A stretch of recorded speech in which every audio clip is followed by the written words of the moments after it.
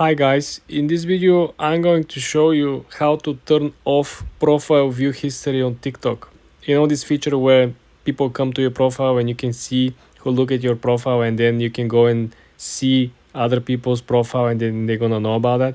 Let me show you how you can actually turn this off. Click on TikTok, click on the lower right corner on your profile icon. Then I want you to hit the three straight lines on the top right, okay? Then go ahead and click on settings and privacy. When you're at settings and privacy, I want you to click on privacy. Here where the magic happens. I want you to scroll all the way to the bottom of the page and I want you to click on profile views, second to the last. Now, if you turn this off, people will not get notified when you view their profile. This is the upside.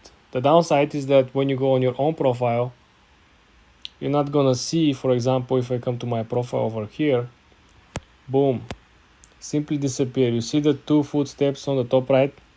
They no longer counter. Simply because you see that it's no longer on.